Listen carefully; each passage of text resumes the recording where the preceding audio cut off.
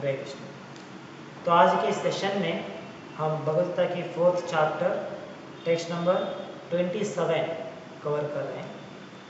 और इस श्लोक में हम देख सकते हैं भगवान यहाँ पे पतंजलि योग सिस्टम इसके बारे में हमें समझा रहे हैं। तो जैसे हमने देखा था भगवान ने इस अध्याय में श्लोक नंबर टेक्स्ट नंबर 25 से लेते हुए इन सभी श्लोकों में भगवान हमें क्या समझा रहे हैं, किस प्रकार से भौतिक संसार में अलग अलग प्रकार के यज्ञ या सैक्रिफाइस लोग करते हैं, इसके बारे में भगवान हमें यहाँ पे ज्ञान दे रहे हैं।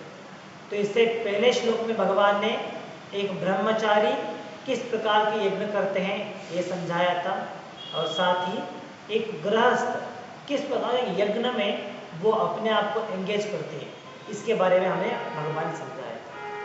तो आज के श्लोक में भगवान यहाँ पे उन भक्तों के बारे में यहाँ पे समझाते हैं, उन जीवात्मा के बारे में जो पतंजलि योग का पालन करते हैं। तो जो भौतिक संसार में रहते हुए इस पतंजलि योग के द्वारा जो यज्ञ करते हैं, मतलब जो कार्य करते हैं, उनके बारे में आज के श्लोक में भगवान हमें समझा रहे हैं।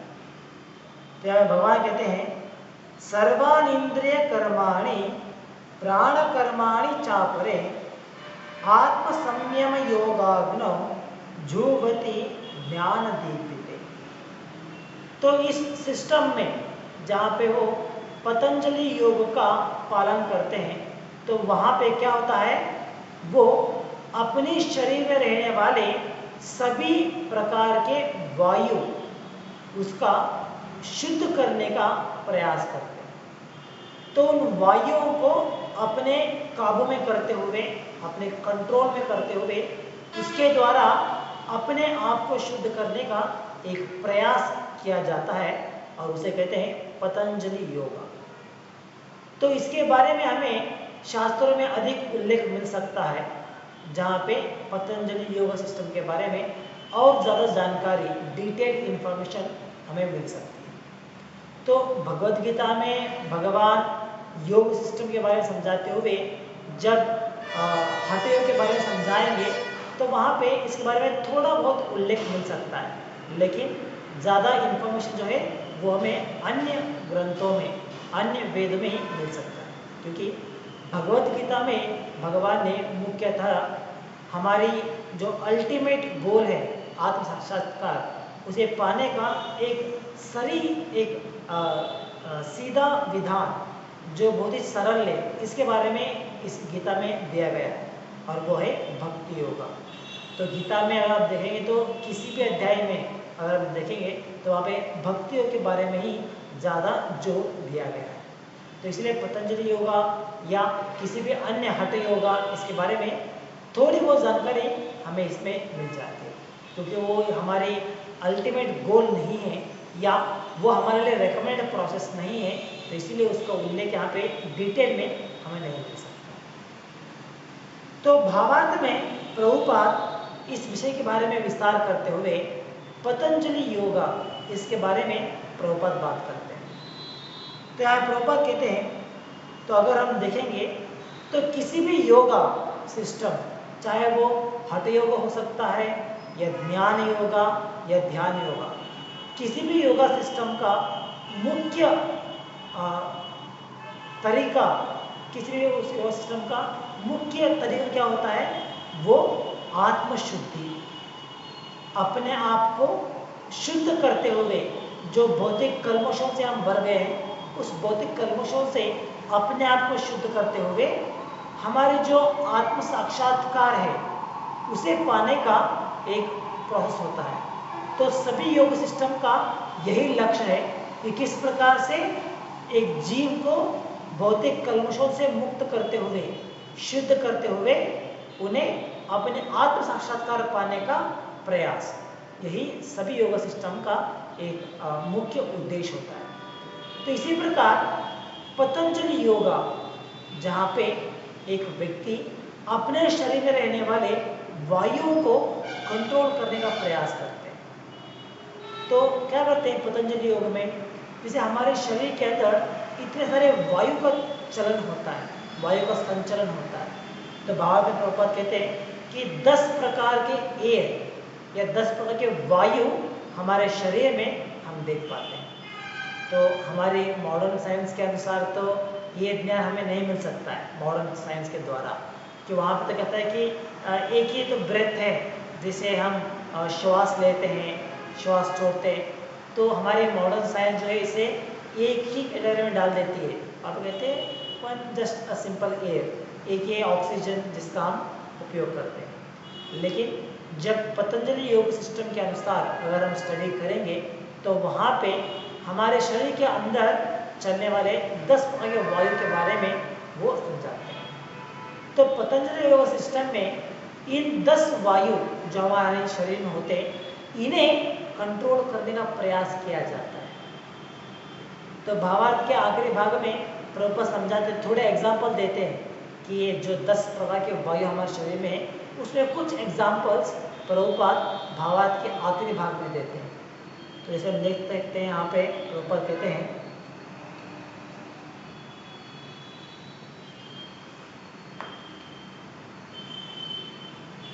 आखिरी भाग में देख सकते हैं, they are called the functions of the प्राणवायु। तो ये प्राणवायु, देन अपान वायु, अपान वायु विच गोज डाउनवर्ड्स, जो शरीर में नीचे के स्तर में जाता है, इसे कहते हैं अपान वायु। देन व्यान वायु which acts to shrink and expand, हमारे शरीर को, जैसे हमारी पेट को या हमारे शरीर को श्रिंक करने के लिए और एक्सपांड करने के लिए उपयोग किया जाता है, उसे कहते हैं व्यान वायु। देन समान वायु विच एडजस्ट इक्विलिब्रियम, समान वायु, और साथ में उदान वायु विच गोज अपवर्ड्स, जो ऊपर के स्तर पे जाता है। तो ये कुछ एग्जाम्पल है जो प्रभुपाद यहाँ पे उल्लेख करते हैं। तो जो 10 वायु है हमारे शरीर में, इसमें से कुछ एग्जाम्पल प्रभुपाद यहाँ पे कोट करते हैं।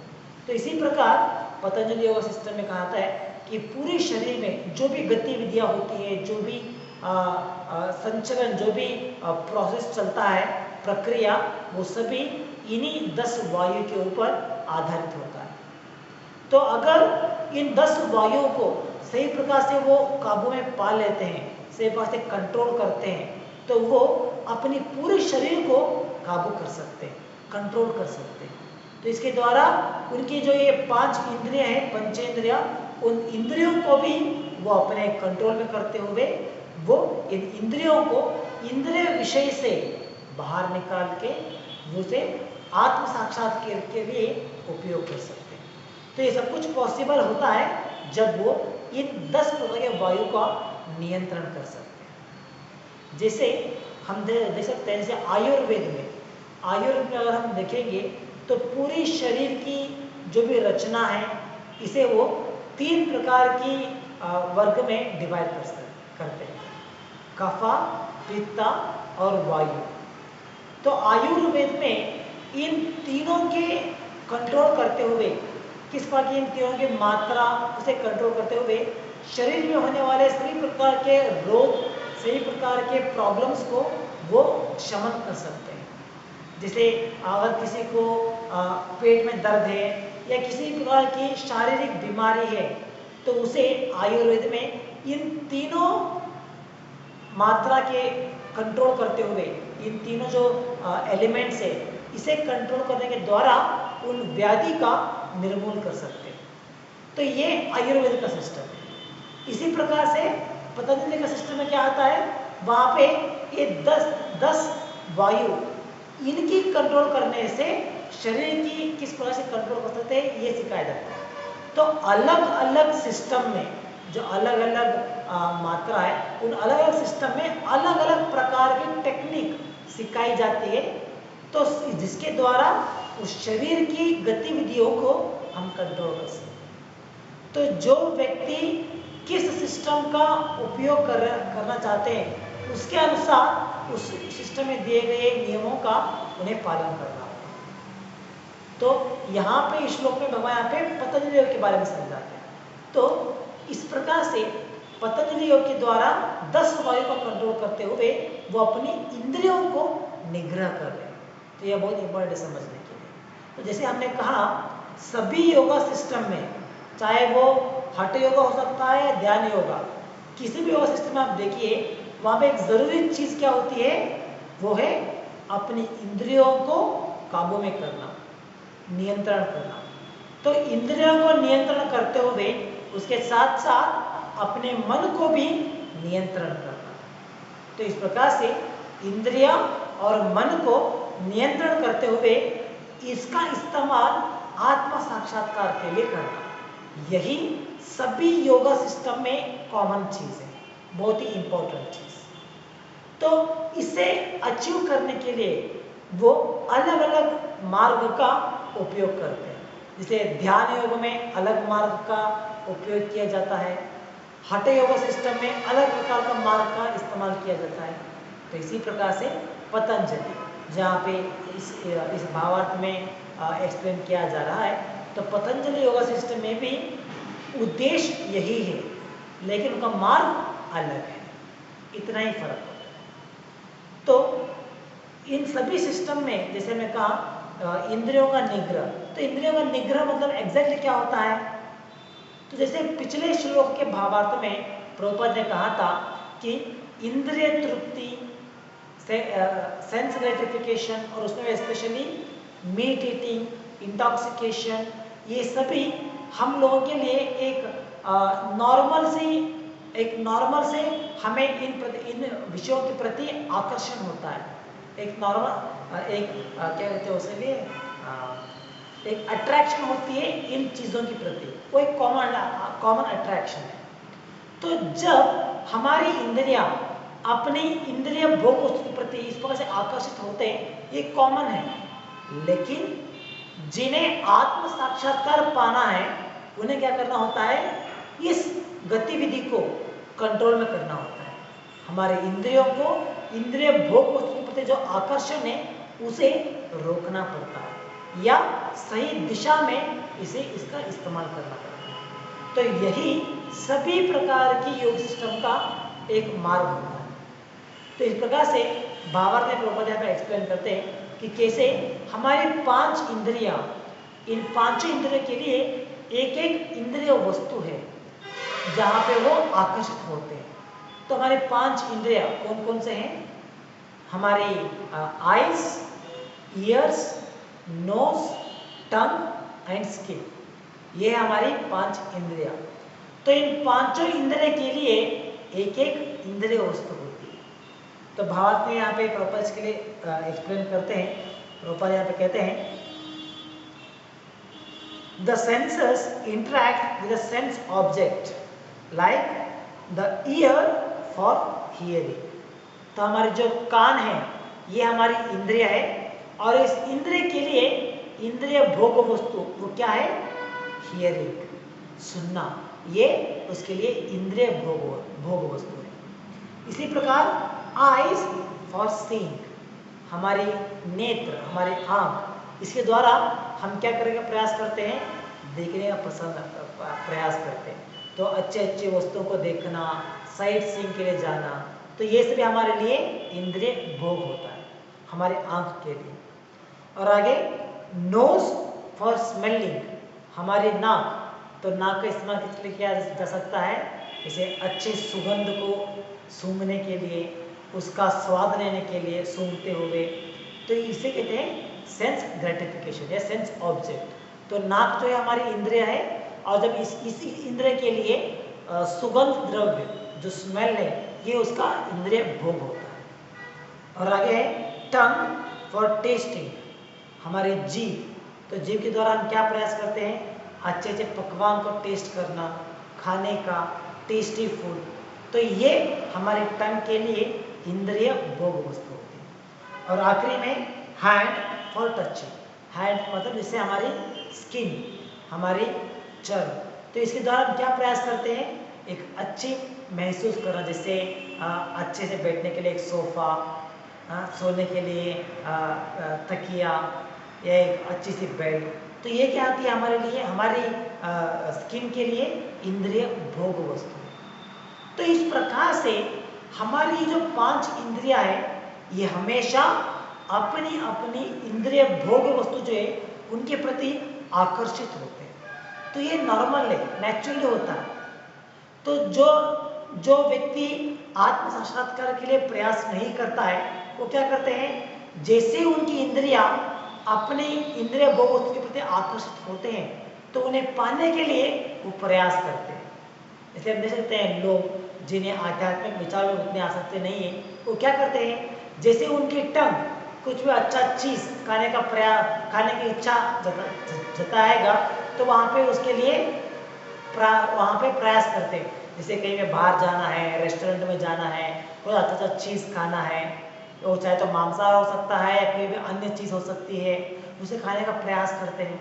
जैसे उनके कान कुछ अच्छे संगीत सुनने का इच्छा प्रकट करते हैं तो उसके लिए वो कुछ म्यूजिक्स, फिल्म के सॉन्ग्स या कुछ एल्बम के सॉन्ग्स इसका प्रयास करते हैं। तो इस प्रकार से जो भी उनकी इंद्रियां उनके लिए मांग लगाते हैं, उनके लिए डिजायर करते हैं तो उसे पूरा करने के लिए वो जुट जाते हैं।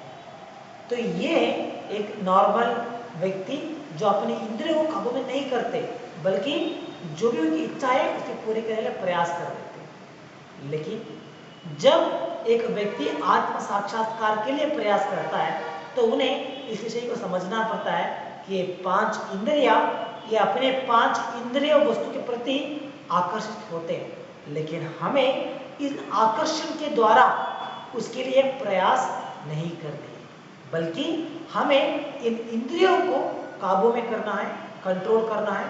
और जैसे ही हम इन इंद्रियों को कंट्रोल करेंगे उसके द्वारा ऑटोमेटिकली हमारा मन जो है वो भी कंट्रोल में आ जाएगा।